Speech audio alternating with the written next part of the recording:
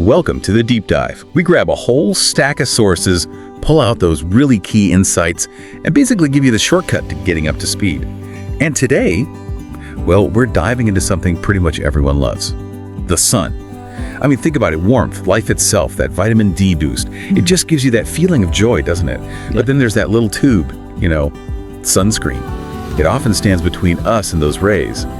We just kind of instinctively put it on for protection. But what if that shield we trust, our personal sun guardian, actually has a hidden cost? Is it really just our friend? Or could using it so much be, well, creating an enemy for something way bigger than us? So this deep dive is really about looking at that choice, a big choice we make, not just for our skin, you see, but for the planet that keeps us all going. We're going to look at the sun and the sea from a completely different angle, from the planet's own perspective. Yeah, and to really get into that choice, we kind of need to understand where sun protection even came from. It's funny, most people probably think SPF started on some sunny beach, right? Yeah, it seems logical. But actually, no.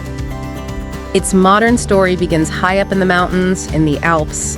Back in 1938, a Swiss chemist, Franz Greiter, he got this really bad sunburn while climbing. Ouch. Up in the mountains, the sun can be intense. Exactly. So it pushed him to create something. He called it Glacier Creme.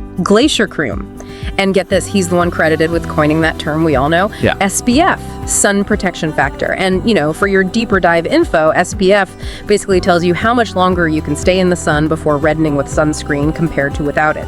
It's the standard measure. Wow, from a mountain burn. That's quite the origin story for something we just grab off the shelf. But the idea of protecting skin from the sun, that goes way, way back, right? Long before Mr. Greiter. I mean, you hear about ancient Egyptians using things like rice bran and jasmine, maybe lupine. Yeah, exactly. Probably soothing, maybe a bit reflective. And in ancient China and Japan, they used fine rice powders. Part aesthetic, sure, but also physically blocking some sun. Right. And even the ancient Greeks, reports say they used olive oil. Okay, probably not super effective like modern SPF, but the idea was there. People were trying. Definitely. It shows that impulse has always been around. But then, fast forward to the 20th century, and things really shift. For ages, pale skin was the look, showed you weren't working outside. Right, nobility and all that. Then, bam, the 1920s, Coco Chanel comes along, she gets a tan, maybe accidentally at first, but she makes it fashionable. Suddenly, everyone wanted that sun-kissed look. It meant glamour, leisure, even health. A total flip. And people really went for it, chasing that golden color. But while tans were becoming the thing, doctors started noticing something else. Yeah. By the 1930s, they were already seeing more severe sunburns and worse skin cancers, especially in people taking holidays. Yeah, the medical world started connecting those dots. That fashionable tan, it came with some serious risks. And that growing concern, it pushed innovation. Think about World War II.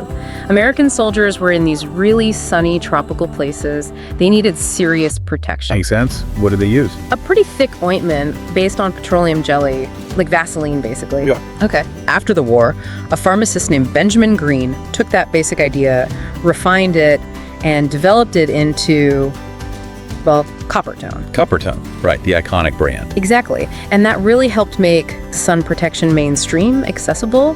SPF became standard, an essential health thing. So it's quite a journey.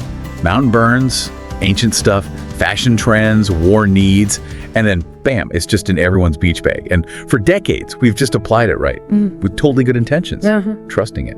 And for us individually, yeah, it does protect our skin. But this is where we need to zoom out, like really zoom out, beyond just our skin. Yeah. What if that very act, protecting ourselves, has these consequences, unintended ones, rippling out way beyond us, right into the heart of the ocean? So think about it for a second. You put on sunscreen, you go for a swim, you play in the water, splash around, then maybe you showered off later. And in that whole process, which seems so normal, so harmless, millions of liters of that cream are washing into the sea. Millions, every single year. It's hard to even picture this invisible flood of chemicals just going into marine ecosystems. And a really key thing here, often missed, is that it's not all sunscreens causing the biggest problems. The main worry is around specific chemical UV filters. You'll see names like oxybenzone and avobenzone on ingredient lists. Oxybenzone, I think I've heard of that one. Yeah, it's common. And these aren't just inert chemicals floating around. Once they're in the water, they actually mess with marine life. These are the chemical type sunscreens. They work by absorbing UV light and turning it into heat. That's different from mineral sunscreens, like zinc oxide or titanium dioxide. Those sit on your skin and physically block the rays. They're generally seen as much safer for marine life. Okay, so these chemical ones, oxybenzone, avobenzone, when they get in water, you said they act like poison for coral. How? What do they actually do? Well, the science is pretty disturbing, actually. These tiny molecules, they get absorbed right into the coral polyps tissues. Into the living part. Right in. And once they're inside, they do a couple of bad things. They damage the coral's DNA, and crucially, they interfere with photosynthesis for the zooxanthellae. Zooxanthellae. Those are the little algae living inside the coral, right? The ones that give it color. Exactly. They're absolutely vital. They live symbiotically inside the coral tissue. They're like tiny solar panels and food factories, providing maybe 90% of the coral's energy through photosynthesis. They even help it build its skeleton. So if the sunscreen chemicals block that photosynthesis, The coral basically starts to starve. oh wow, it sounds like a slow chemical burn from the inside out. Yeah. You can see it happen, right? The corals lose their color, they get paler. Yeah, that's the visible sign. They start looking dull, faded, and then, almost like a last resort, trying to survive this stress, they actually expel those vital algae, the zooxanthellae. They kick them out. They kick them out, and what's left behind is just the white coral skeleton. Stark white. And that's what we call bleaching. That's bleaching. It sounds almost clinical bleaching, maybe even clean. But the reality, Yeah, it's not clean at all, is it? Behind that whiteness, it's death, isn't it? pretty much. Without those algae providing energy, the coral can't feed itself. It can't grow, it can't repair damage, it starves, it dies. And the scale.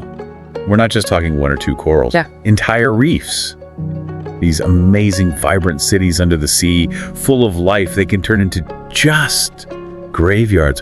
White, barren graveyards. Enchistments. Which leads us to this really profound and quite troubling paradox. Yeah. We put on sunscreen thinking we're protecting ourselves, our health, our enjoyment of the planet. Right, a totally logical thing to do. But by doing that, we might actually be helping to destroy the very ecosystems that keep the planet healthy.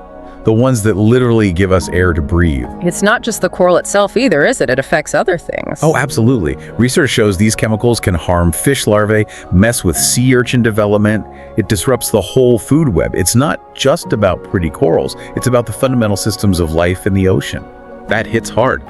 Think about it like that. Reefs aren't just scenery. They're making oxygen. They're nurseries for so many fish, critical lifelines. You imagine, like years from now, kids asking, why is the sea? Why is it like this? Why is it dead? But hang on, some people might say, okay, but aren't there way bigger pollution problems? Industrial waste? Plastics? Are these sunscreen chemicals really that significant on a global scale? That's a fair question, and it's true the ocean faces many threats.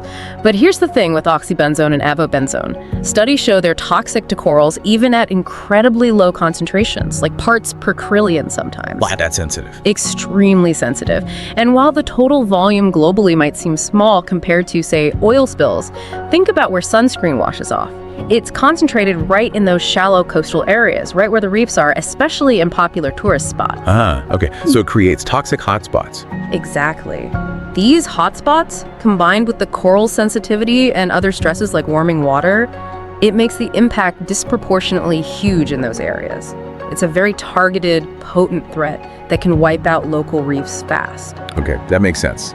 Understanding that specific impact is crucial. And look, hearing all this, it's easy to feel, well, pretty down, maybe even helpless. But despair isn't going to fix it, right? Tears won't save the sea. What can make a difference is knowing this stuff and then making conscious choices because of it. We actually have power here. Absolutely. There's definitely a path forward, and it's actually not that complicated. The main thing, choose biodegradable sunscreens. But, and this is important, don't just rely on a reef-safe label. That term isn't always strictly regulated everywhere. Right, so you need to do more. You need to actually flip the bottle over and read the ingredients. Look for oxybenzone and avobenzone. If they're listed, put it back. Avoid those two specifically. Yes. Places like Hawaii have already banned them, which tells you something. Instead, look for mineral-based sunscreens, the ones with non-nano zinc oxide or titanium dioxide. Remember, those physically block the sun, they sit on the skin, they don't get absorbed the same way, and they don't harm marine life. And it's not only about the sunscreen itself, is it? There are other ways to stay safe from the sun. Simple things, really, like wearing light clothing, A rash guard, a swim shirt, they offer amazing protection. No chemicals needed. Totally. Or just using shade, an umbrella, finding a tree, especially during the hottest part of the day. Yeah, avoiding those peak hours, like maybe 10 a.m. to 4 p.m., that alone reduces your exposure massively. It's the simplicity that saves sometimes. These are easy habits to adopt. And thinking about this, it kind of makes you rethink our whole relationship with the planet, doesn't it? We tend to see Earth as, this backdrop for our lives, our holidays, our playground. It's very human-centric. Yeah, I see that. But the big reframe, the important one, is realizing we are the guests here. This planet, its oceans, its reefs, they were here for millions of years before us, doing just fine. We're the visitors, temporary ones. Yeah. Relying on its good health. Exactly. Yeah. It's humbling, but also empowering. It shifts us from just taking to maybe caretaking, being stewards. And that idea, being guests, it brings up gratitude, doesn't it? I mean, the ocean welcomes us. Its beauty is there for us. Those incredible sea turtles share the same sand we walk on. The fish share their reef homes with us when we snorkel or dive. Yeah. We have this chance, this amazing opportunity to leave behind something better than, scorched earth or bleached reefs. Yeah. We can leave behind gratitude, care. Yeah. And that choice you make in the store, picking one tube of sunscreen over another, seems small, maybe. Yeah. But multiply that by millions of people. It becomes this huge collective act of love for the future. And what's really amazing, despite talking about dying reefs, and it's true, millions are struggling globally, there's real hope. Because there are places where reefs are actually coming back. Really? Recovering? Yes. Through dedicated conservation work, like coral gardening, growing resilient corals and transplanting them. And in places where those harmful sunscreen bans are strictly enforced, we're seeing measurable recovery. Reefs growing again, thriving again. So what's making that happen? What's the key? It's a combination, really. It's people like you listening now making informed choices. Oh, yeah. It's companies responding to that consumer demand, creating better products. Right. And it's this feedback loop. Tourists asking questions. Is this hotel reef safe? Do your tours use safe sunscreen?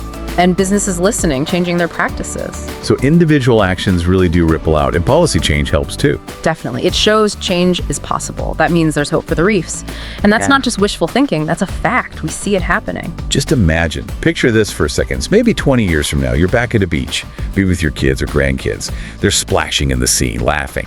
And that sea, the one we're talking about today, it's alive, it's vibrant. The reefs underneath are bustling with color and fish, and you take a deep breath of that clean, salty air, and you just know this feeling, this lightness in your chest.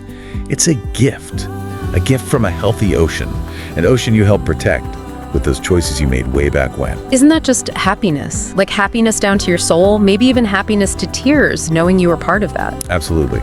So when you head out into the sun next time, just remember the power in your choices. May every sunny day be safe for you, for the people you love, and for this amazing planet that gives us everything.